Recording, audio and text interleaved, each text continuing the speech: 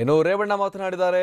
ರಾಜ್ಯ ಸಮ್ಮಿಶ್ರ ಸರ್ಕಾರಕ್ಕೆ ಯಾವುದೇ ರೀತಿಯಲ್ಲೂ ಕೂಡ ಸಮಸ್ಯೆ ಇಲ್ಲ ಅಂತ ಹಾಸನದಲ್ಲಿ ಲೋಕೋಪಯೋಗಿ ಸಚಿವ ಎಚ್.ಡಿ. ರೇವಣ್ಣ ಹೇಳಿಕೆಯನ್ನು ಕೊಟ್ಟಿದ್ದಾರೆ. ಲೋಕಸಭಾ ಚುನಾವಣೆ ವೇಳೆ ಒಳ್ಳೆಯದನ್ನ ಮಾಡದೇ ಇದ್ರೆ, ರಾಜ್ಯಕ್ಕೆ ಒಳ್ಳೆಯದನ್ನ ಮಾಡದೇ ಇದ್ರೆ ಜನ ನಮ್ಮನ್ನ ತಿರಸ್ಕರಿಸ್ತಾರೆ ಅಂತ ಹೇಳಿದ್ದಾರೆ. ಯಡಿಯೂರಪ್ಪ ರಾಜ್ಯಕ್ಕೆ ಅನುದಾನ ತರೋ ಬಗ್ಗೆ ಚಿಂತೆ ಮಾಡಲಿ. ರಾಜ್ಯದ 156 ತಾಲೂಕುಗಳಲ್ಲಿ ಬರಗಾಲ ತಾಂಡವಾಡ್ತಾ ಇದೆ. ಅನುದಾನ ಕೊಡಲು 4 ಬಾರಿ ಕೇಂದ್ರಕ್ಕೆ ಮನವಿ ಮಾಡಿದ್ದೇವೆ.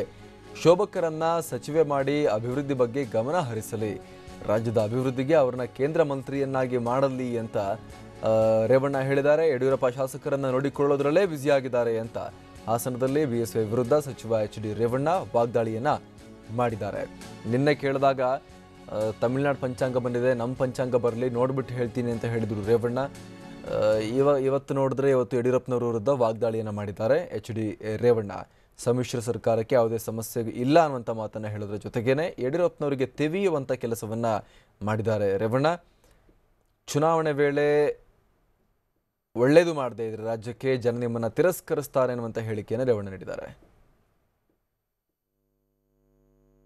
ಈಗ ನಮ್ದಿರಲಿ, ಶೋಭಕ್ಕನ್ನ ಸರಿಯಾಗಿ ಅವರು ಯಡಿಯೂರಪ್ಪನವ್ರು ನೋಡ್ಕೊಳ್ಳಿ. ನಮ್ದು ಬೇಡ.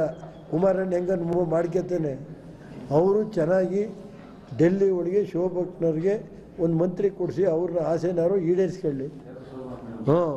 ಅದು ಕೊಡಿಸಿ, ಒಂದು ಗ್ರಾಮೀಣ ಕೊಡಿಸಿ, ಅಥವಾ ಈ ರಾಜ್ಯದ ಬರಗಾಲ ಆಗಿದೆಯಲ್ಲ ಅದು ನೋಡೋಕ್ಕಾರೆ ಅವ್ರಿಗೊಂದು ಮಂತ್ರಿ ಕೊಡಿಸಿ. ಯಾರು ಬೇಡ ಅಂದರೆ ಯಾರು?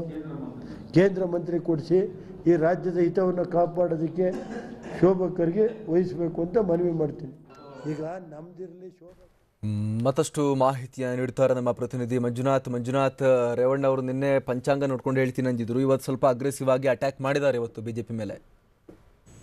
ಹೌದು ಅಮರ್ ಪ್ರಸಾದ್, ಹಾಸನದಲ್ಲಿ ರಾಜ್ಯ ಸಮ್ಮಿಶ್ರ ಸರ್ಕಾರದ ಲೋಕೋಪಯೋಗಿ ಸಚಿವರಾಗಿರ್ತಕ್ಕಂಥ ಎಚ್.ಡಿ. ರೇವಣ್ಣ ಅವರು ಪ್ರತಿಕ್ರಿಯೆ ಕೊಟ್ಟಿರ್ತಕ್ಕಂಥದ್ದು ಒಂದು ರೀತಿ ವಿಶ್ವಾಸದ ನುಡಿಗಳನ್ನ ಮತ್ತೊಮ್ಮೆ ರೇವಣ್ಣ ಅವರು ಆಡಿದ್ದಾರೆ. ರಾಜ್ಯ ಸರ್ಕಾರಕ್ಕೆ ಯಾವುದೇ ರೀತಿಯ ತೊಂದರೆ ಇಲ್ಲ, ರಾಜ್ಯ ಸರ್ಕಾರ 5 ವರ್ಷ ಅವಧಿಯನ್ನ ಪೂರೈಸಿ ಅಂತಕ್ಕಂತ ಹೇಳೋ ಮೂಲಕ ಬಿಜೆಪಿ ನಾಯಕರು ಏನೇ ಮಾಡಿದ್ರು ಕೂಡ ಈ ಸರ್ಕಾರವನ್ನ ಬಿಡಿಸಲಿಕ್ಕೆ ಸಾಧ್ಯ ಇಲ್ಲ ಅಂತಕ್ಕಂತ ಸ್ಪಷ್ಟವಾಗಿರ್ತಕ್ಕಂಥ ಮಾತುಗಳನ್ನು ಹೇಳಿದ್ದಾರೆ. ಜೊತೆಗೆ ಯಡಿಯೂರಪ್ಪನವರು ಇನ್ನಾದ್ರೂ ಕೂಡ ಅವರು ರಾಜ್ಯದ ಅಭಿವೃದ್ಧಿ ಬಗ್ಗೆ ಗಮನ ಹರಿಸಲಿ. ರಾಜ್ಯದಲ್ಲಿ 156 ತಾಲೂಕುಗಳಲ್ಲಿ ಬರ ಇದೆ, ಅದ್ರ ಬಗ್ಗೆ ಕೇಂದ್ರದಿಂದ ಏನು ಅನುದಾನ ತರಬೇಕು ಅದ್ರ ಬಗ್ಗೆ ಚಿಂತನೆ ಮಾಡ್ಲಿ. ಅದು ಬಿಟ್ಟು ಪದೇ ರೀತಿಯಾಗಿ ರಾಜ್ಯ ಸರ್ಕಾರವನ್ನು ಅಸ್ಥಿರಗೊಳಿಸ್ತಕ್ಕಂಥ ಪ್ರಯತ್ನವನ್ನ ಮಾಡೋದನ್ನ ಬಿಡ್ಲಿ ಅಂತಕ್ಕಂಥ ಎಚ್ಚರಿಕೆಯನ್ನು ಕೂಡ ನೀಡಿದರೆ. ಅದೇ ವೇಳೆಯಲ್ಲಿ ಏನು ಯಡಿಯೂರಪ್ಪನವರ ಪಾಪ ತಮ್ಮ ಎಲ್ಲಾ ಶಾಸಕರುಗಳನ್ನು ನೋಡ್ಕೊಳ್ಳೋದ್ರಲ್ಲಿ ಬಿಸಿ ಇದ್ದಾರೆ. ಹಾಗಾಗಿ ಶೋಭಕನ ಕಡೆ ಸ್ವಲ್ಪ ಗಮನ ಹರಿಸಲಿ, ಅವ್ರನ್ನ ಕೇಂದ್ರದ ಸಚಿವರನ್ನಾಗಿ ಮಾಡ್ಲಿ, ಆ ಮೂಲಕವಾಗಿ ರಾಜ್ಯದ ಹಿತ ಕಾಯ್ಲಿ ಅಂತಕ್ಕಂತ ಒಂದು ರೀತಿ ವ್ಯಂಗ್ಯವಾಗಿ ಯಡಿಯೂರಪ್ಪನವರು ರಾಜ್ಯ ಸಮ್ಮಿಶ್ರ ಸರ್ಕಾರವನ್ನ ಅಸ್ಥಿರಗೊಳಿಸ್ತಕ್ಕಂಥ ಪ್ರಯತ್ನ ಮಾಡ್ತಾ ಇದ್ದಾರೆ. ಹಾಗಾಗಿ ಇದ್ರ ಕಡೆ ಅವ್ರು ಗಮನ ಹರಿಸಲಿ ಅಂತಕ್ಕಂಥ ಮಾತುಗಳನ್ನು ಕೂಡ ಹೇಳಿದ್ದಾರೆ. ಹಾಗಾಗಿ ರಾಜ್ಯದಲ್ಲಿ ಇವತ್ತು ಸುಮಾರು 156 ತಾಲೂಕು ಬರ ಇದ್ರೂ ಕೂಡ ಬಿಜೆಪಿ ನಾಯಕರು ಕೇಂದ್ರದಲ್ಲಿ ತಮ್ಮ ಸರ್ಕಾರ ಇದ್ರೂ ಕೂಡ ರಾಜ್ಯದ ಅಭಿವೃದ್ಧಿಗೆ ಅನುದಾನ ತರಲಿಕ್ಕೆ ಗಮನ ಹರಿಸ್ತಾ ಇಲ್ಲ. ಆ ಕಡೆ ಗಮನ ಹರಿಸಲಿ, ಆ ಮೂಲಕವಾಗಿ ರಾಜ್ಯದ ಅಭಿವೃದ್ಧಿಗೆ, ರಾಜ್ಯದ ಹಿತ ಕಾಯಲಿಕ್ಕೆ ಮುಂದಾಗಲಿ ಅಂತಕ್ಕಂತ ಒಂದು ರೀತಿ ವಾಗ್ದಾಳಿಯನ್ನ ಬಿಜೆಪಿ ನಾಯಕರ ವಿರುದ್ಧ ಎಚ್.ಡಿ. ರೇವಣ್ಣ ಅವರು ನಡೆಸಿರ್ತಕ್ಕಂಥದ್ದು. ಅಮರ್ ಪ್ರಸಾದ್. Thank you Manjunath.